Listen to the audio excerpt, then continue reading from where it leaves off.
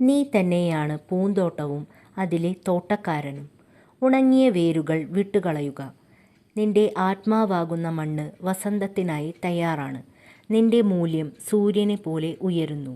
ആര് നിമിത്തവും ആ പ്രകാശം അണച്ചുകളയരുത്. ഹായ് ഡിയേഴ്സ്, നിങ്ങൾക്കായുള്ള ഇന്നത്തെ മെസ്സേജ്. സ്വന്തം മൂല്യത്തെ തിരിച്ചറിഞ്ഞ് പോസിറ്റീവ് എനർജി ഉയർത്തുക.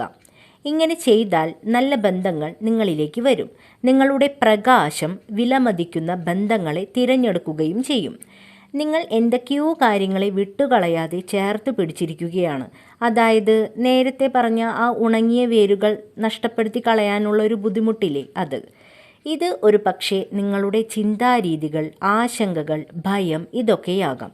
പക്ഷേ ഇത് വിട്ടുകളയാൻ നിങ്ങൾ തയ്യാറാവാത്തിടത്തോളം ഓൾഡ് പാറ്റേൺസ് നിങ്ങളുടെ ജീവിതത്തിൽ റിപ്പീറ്റായി കൊണ്ടേയിരിക്കും. ഈ സ്പ്രെഡിലെ സ്പ്രിംഗ് എന്നത് ഒരു ടൈമിംഗ് കാർഡാണ്.